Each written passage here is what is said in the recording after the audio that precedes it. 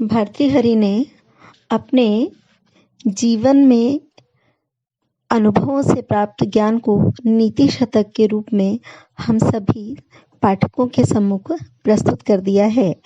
पहले के श्लोकों में दुर्जन के विषय में, विद्वान के विषय में, विद्या, धन के विषय में, राजनीति और राजाओं के विषय में अनेक विषयों पर कवि चर्चा कर चुका है। सुगुण और दुर्गुण क्या है और किस प्रकार उनका उपयोग अथवा दुरुपयोग किया जाता है, इस विषय में भी कवि ने बताया। अब कवि ये कहना चाहता है कि संसार में कुछ विडंबनाएं हैं, कुछ ऐसे पदार्थ हैं सृष्टि में, ईश्वर की कुछ ऐसी रचनाएं हैं जो सबके लिए सुखकारी हैं, पर फिर भी कहीं कहीं कुछ हृदय को चुभ जाता है। जैसे एक कहावत है कि सोने में सुगंध होती तो क्या बात होती, या आकाश में सीढ़ियां होती तो क्या होता, ये रावण जैसे वीर का भी एक सपना रह गया। तो सोने में सुगंध क्यों नहीं डाली ईश्वर ने, कहीं कहीं कुछ कुछ कमी छोड़ दी, जो यदि होता तो क्या हो जाता। तो इन्हीं कुछ विडंबनाओं को, कुछ खटकने वाली चीजों को, ईश्वर का तो निश्चित रूप से कोई बहुत बड़ा उद्देश्य रहा होगा जो हम सामान्य बुद्धि के व्यक्ति नहीं समझ सकते, पर सामान्य जन को जो खटकने वाली कुछ चीजें हैं उनके बारे में कवि बता रहा है। तो कवि क्या कहता है, शशि दिवस धूसरो गलित यौवना कामिनी सरो विगत वारिजम मुखम अनक्षरम स्वाकृते प्रभुर्धन परायणः सतत दुर्गतः सज्जनो नृपांगणगतः खलो मनसि सप्तशल्यानि में।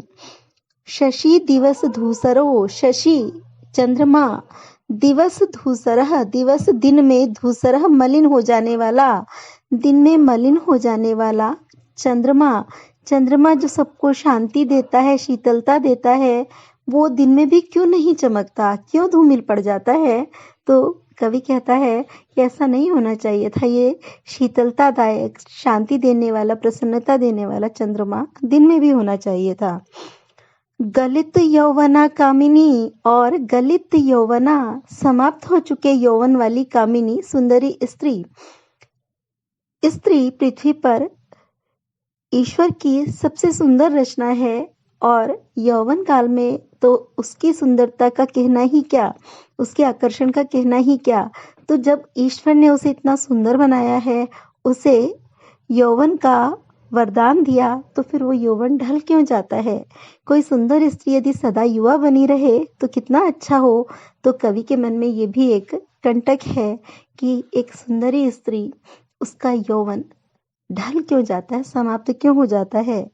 सरो विगत वारिजम, और विगत वारिजम, विगत चले गए हैं, समाप्त हो गए हैं, वारिजम कमल जिसके ऐसे, ऐसा सरह तालाब, कमल के फूलों से भरा हुआ तालाब कितना सुंदर लगता है। कमल पुष्पों की शोभा ही अलग होती है, तो उन फूलों से व्याप्त तालाब की सुंदरता निराली होती है। लेकिन ऋतु समाप्त होने पर वे कमल के फूल भी नष्ट हो जाते हैं, तो उन कमल के फूलों से रहित तालाब श्रीहीन हो जाता है, उसकी शोभा नष्ट हो जाती है। तो भला ऐसा क्यों होता है, कमल हमेशा क्यों नहीं खिले रहते तालाब में। तो ये बात कवि को खटकती है। मुखम अनक्षरम स्वाकृते, और सुआकृते, सुंदर आकृति वाले व्यक्ति का अनक्षरम, निरक्षर अशिक्षित मुखम, मुख, ज्ञान की एक अलग ही चमक होती है जो चेहरे पर दिखाई देती है। ज्ञान की आभा, ज्ञान का प्रकाश चेहरे पर, मुखमंडल पर दिखाई देता है। और जो इतना सुंदर नहीं है वो चेहरा भी ज्ञान की दीप्ति से चमकता रहता है। तो अगर किसी को ईश्वर ने सुंदर रूप दिया है और वो सुंदर चेहरा अनक्षरम, निरक्षर है, ज्ञान की आभा से रहित है, शिक्षा से वंचित है, तो कवि को ये अच्छा नहीं लगता। सुंदरता और बढ़ जाती यदि उसको भी ज्ञान की प्राप्ति होती। तो सुंदर आकृति वाले का निरक्षर मुख मुझे खटकता है। प्रभुर्धन परायणः, और प्रभु जो प्रभुत्व संपन्न है, अधिकार संपन्न है, धन परायणः, लेकिन धन का लोभी है, लालची है। धन का लालची स्वामी कवि को बुरा लगता है, क्योंकि जिसके पास प्रभुत्व है, स्वामित्व है, वो अगर लालची है तो उसके सेवक सदा दुखी रहेंगे, वो उनको धन नहीं दे पाएगा। तो सेवकों का जीवन कष्टमय हो जाएगा तो प्रभु जिसको प्रभुत्व मिला है, ईश्वर जिसको प्रभुत्व देता है, अधिकार देता है, धन संपत्ति देता है, उसको उदारता भी दे। अगर कोई उदारता से रहित है और प्रभुत्व संपन्न है तो ये बात खटकने वाली है। ऐसा भगवान को नहीं करना चाहिए। सतत दुर्गतः सज्जनः, और जाने क्यों ऐसा होता है कि जो सज्जन है वो सतत सदैव दुर्गतः दुर्गति में पड़े रहते हैं, बुरी स्थिति में पड़े रहते हैं। सदा बुरी स्थिति में पड़े रहने वाले सज्जन, तो जो सज्जन है भला उससे दुख क्यों मिलता है? और अक्सर ही ऐसा देखने को मिलता है कि जो सज्जन है प्रायः दुखी ही रहते हैं। कहने के लिए, संतोष करने के लिए इसका उत्तर ये दे दिया जाता है कि ईश्वर सज्जन को इसलिए अधिक दुख देता है ताकि उसे सदैव ईश्वर की स्मृति बनी रहे, वो ईश्वर को याद करता रहे, और दूसरा उसके जितने भी प्रारब्ध हैं सारे दुखों को वो एक ही जन्म में भोग कर फिर मुक्ति को प्राप्त हो जाए। पर ये खटकने वाला है कि जो दुर्जन है वो तो आराम से रहते हैं, उनको तो सारे सुख मिलते हैं, लेकिन जो सज्जन है वो सदा दुर्गति में पड़े रहते हैं, उन्हें हमेशा बुरी स्थिति में रहना पड़ता है। और नृपांगण गतः खलः, नृपांगण राजा के आंगन में, राजाश्रय में, गतः पहुंचा हुआ, खलः दुष्ट, राजाश्रय को प्राप्त दुष्ट, जो राजा के आसपास रहने वाला दुष्ट है। राजा के पास रहेगा तो राजा के कान भरेगा, उससे को उल्टे सुलटे निर्णय लेने पर विवश करेगा, उसके कान भरकर अच्छे व्यक्तियों के प्रति उसे भड़काकर उनका नुकसान करवाएगा और गलत निर्णय करवाकर दूसरों का नुकसान करेगा, दूसरों को हानि पहुंचाएगा। तो राजा के आंगन में पहुंचा हुआ दुष्ट मनसी सप्त शल्यानी में, ये सप्त शल्यानी 7 कांटे, में मनसी मेरे मन में ये 7 कांटे हैं। क्या कांटे हैं मन में? क्या चुभता है, क्या खटकता है कि दिवस धूसरः शशि, दिन में धूमिल पड़ जाने वाला चंद्रमा, समाप्त हो चुके यौवन वाली सुंदरी स्त्री, नष्ट हो गए कमल के पुष्पों वाला सरोवर, सुंदर आकृति का अनक्षर मुख, सुंदर रूप वाले का अनक्षर मुख, और धन का लोभी स्वामी, निरंतर दुर्गति में पड़े हुए सज्जन, और राजा के आंगन में पहुंचा हुआ दुष्ट, ये 7 मेरे मन के कांटे हैं। 7 बातें मुझे कांटे की तरह खटकती हैं। ईश्वर ने बहुत सोच विचार कर सृष्टि रचना की है। जो कुछ वो करता है सब अच्छा ही करता है, अच्छे के लिए ही करता है। उसके निर्णयों के बारे में हम कुछ नहीं कह सकते, न ही हम उन्हें समझ सकते हैं, पर फिर भी कवि कहता है कि ये 7 बातें हैं जिन्हें देखकर दुख होता है, मन में कांटे की तरह खटकती हैं। तो दीपक अलंकार है सप्तशल्यानी का सभी क्रियाओं से, वाक्य के सभी श्लोक के सभी चरणों से अन्वय हो रहा है। तो दीपक अलंकार है और पृथ्वी छंद है। अब कवि एक व्यावहारिक बात बताता है, राजा हो या अधिकारी, अब राजा नहीं है तो बड़े अधिकारी, उनसे एक सुरक्षित दूरी बनाकर रखना चाहिए। चाहे वो कितने भी प्रसन्न हो, कितने भी आत्मीय हो, कितने भी मित्र हो, पर अधिकार तो है ना उनके पास। कभी जरा सी बात उन्हें खटक जाए, कभी वो किसी बात पर नाराज हो जाए तो अहित करने में भी देर नहीं लगाते, क्योंकि उनके पास शक्ति है। तो इसलिए उनके पास जाना चाहिए, उनके लिए काम करना चाहिए, सब कुछ करना चाहिए, उनसे मित्रता भी रख सकते हैं, सब कर सकते हैं, पर एक सुरक्षित दूरी हमेशा बनाकर रखनी चाहिए। तो कहता है कवि, न कश्चित चंडकोपा नाम आत्मीयो नाम भूभुजाम, होतारम अपि जुह्वानम स्पृष्टो दहति पावकः। न कश्चित, कश्चित कोई, न नहीं, चंड कोपानाम प्रचंड क्रोध वाले, भूभुजाम राजाओं का, आत्मीयो नाम आत्मीय अपना, प्रचंड कोप वाले राजाओं का कोई अपना नहीं होता। होतारम अपि जुह्वानम, जुह्वानम होम करते हुए, आहुति डालते हुए, होतारम अपि होता को भी, यज्ञकर्ता को भी, स्पृष्ट छू जाने पर, दहती जला देती है, पावकः अग्नि, आहुति डालने वाले यजमान को भी स्पर्श हो जाने पर अग्नि जला ही देती है। तो कवि ये कहता है कि जो प्रचंड क्रोध वाले राजा हैं उनका कोई अपना नहीं होता। कोई इस अभिमान में रहे कि राजा तो मेरा अपना ही है, बड़ा आदमी है, मुझसे बहुत स्नेह रखता है और उसके आसपास रहकर घमंड में फूला रहे, लेकिन पता नहीं चलता कब राजा को क्रोध आ जाए, किस बात पर राजा नाराज हो जाए और कठोर दंड दे बैठे। उदाहरण देता है कवि कि जैसे यजमान तो अग्नि में आहुति ही डाल रहा है, अग्नि को प्रसन्न ही कर रहा है, उसकी पसंद का ही काम कर रहा है उसमें आहुति डालकर, पर फिर भी गलती से भी, भूलवश भी या सावधानी से भी अग्नि का हल्का सा भी स्पर्श हो जाए तो क्या आग यजमान को नहीं जलाती, जला ही देती है। चाहे वो कितना भी अपना है, कितना भी हित करने वाला है, कितना भी प्रसन्न करने वाला है, तो भी अग्नि यजमान को भी स्पर्श होते ही जला देती है। तो अग्नि का स्वभाव है जलाना, वो तो जलाएगी। ऐसे ही प्रचंड क्रोध वाले राजा किसी को भी दंड देने में सक्षम है और वो जरा सा कुछ अहित होते ही, जरा सी अप्रसन्नता होते ही दंड दे ही देते हैं। तो उनसे एक निश्चित दूरी बनाकर रखनी चाहिए।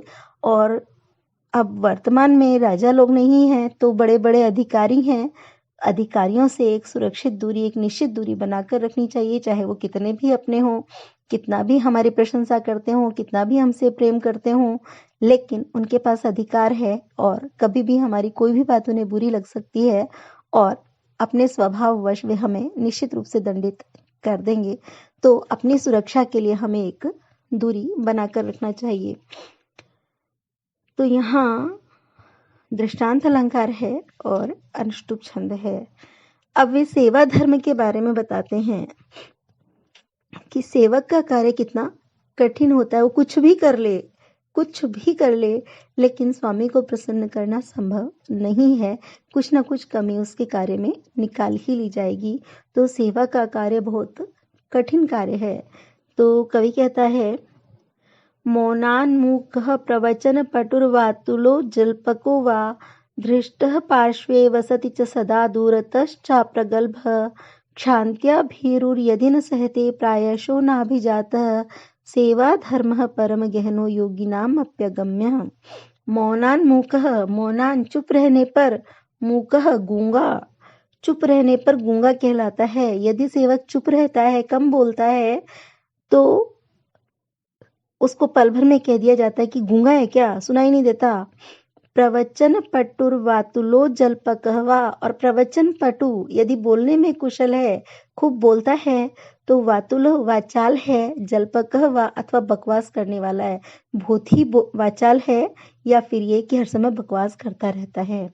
धृष्टः पार्श्वे वसति च सदा, और सदा पार्श्वे वसति, यदि सदैव पास में ही रहता है, आसपास ही विद्यमान रहता है, तो धृष्टः ढीठ है, सिर पर ही चढ़ा रहता है, हर समय आसपास ही घूमता रहता है, मंडराता रहता है, सिर पर चढ़ा रहता है, बड़ा ढीठ है। यदि सदा पास में रहता है, आसपास रहता है, तो कहते हैं कि ढीठ है। दूरतः च अप्रगल्भ, और दूरतः दूर रहने पर, अप्रगल्भ उसमें प्रगल्भता नहीं है, चतुराई नहीं है, और दूर रहने पर चतुराई रहित कह दिया जाता है।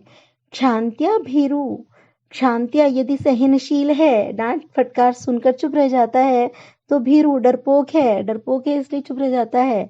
और यदि न सहते, यदि सहन नहीं करता, प्रायशः, तो प्रायः कहा जाता है क्या, न अभिजातः कुलीन नहीं है। यदि पलटकर जवाब देता है, बुरा मान जाता है, तो उसको कुलीन नहीं है, अच्छे कुल का नहीं है, तो इसलिए बकवास करता है, पलटकर जवाब देता है, संस्कार नहीं है इसमें, ऐसा कहा जाता है। तो कुल मिलाकर ये कि कुछ भी कर लो, हर बात में कमी निकाली ही जाएगी। सेवा धर्म परम गहन, सेवा धर्म, सेवा का धर्म परम गहन, अत्यंत गंभीर है, कठिन है, और योगिनाम अप्यगम्य, योगियों के लिए भी अगम्य, अगम्य है, योगी जन भी इसका निर्वाह नहीं कर सकते। सेवा का धर्म, सेवा रूपी धर्म अत्यंत कठिन है, कठोर है, और योगी जन भी इसको प्राप्त नहीं कर सकते, इसका निर्वाह नहीं कर सकते, उनके लिए भी इसे निभाना कठिन है। तो जो सेवा का काम है बहुत मुश्किल है, और कुछ भी कर ले सेवक, स्वामी को प्रसन्न करना लगभग असंभव है। कुछ ना कुछ कमी उसके सेवा कर्म में निकाल ही जाती है। तो किस तरह से उदाहरण दिए हैं, और भी बहुत सारे उदाहरण हो सकते हैं, कुछ उदाहरण दिए हैं कि किस तरह से हर स्थिति में उसमें कमी निकाली जाती है। मौनात् मूकः प्रवचन पटु वातुलः जल्पकः वा, चुप रहने पर गूंगा और बोलने में कुशल होने पर वाचाल अथवा बकवास करने वाला। सदा पार्श्वे वसति च धृष्टः दूरतः च प्रगल्भः, और यदि सदा आसपास ही रहता है तो ढीठ, और दूर रहने पर चतुराई नहीं है, मूर्ख है, ऐसा कहा जाता है। क्षान्त्या भीरु यदि न सहते प्रायशः न अभिजात, सहनशील होने पर डरपोक, और यदि सहन नहीं करता तो अक्सर कहा जाता है कि कुलीन नहीं है। यदि डांटने पर चुप रह जाता है तो डरपोक है, और यदि जवाब दे देता है अपनी सफाई में तो फिर कुलीन नहीं है, संस्कार नहीं है, ऐसा कहा जाता है। अतः परम गहन सेवा धर्म योगिनाम अप्यगम्य, इसलिए अत्यंत गहन, अत्यंत गंभीर सेवा धर्म योगी जनों के लिए भी अगम्य है। योगियों के लिए भी सेवा धर्म का निर्वाह कठिन है, सामान्य जन की तो बात ही क्या। तो सेवक कुछ भी कर ले, स्वामी का प्रसन्न होना, स्वामी का संतुष्ट होना बहुत कठिन है, इसलिए ये कार्य बहुत कठिन है। बड़े बड़े योगी भी इसका निर्वाह नहीं कर सकते। यहाँ अर्थांतर न्यास अलंकार है, नीचे वाली पंक्ति सूक्ति है और मंदाक्रांता छंद है।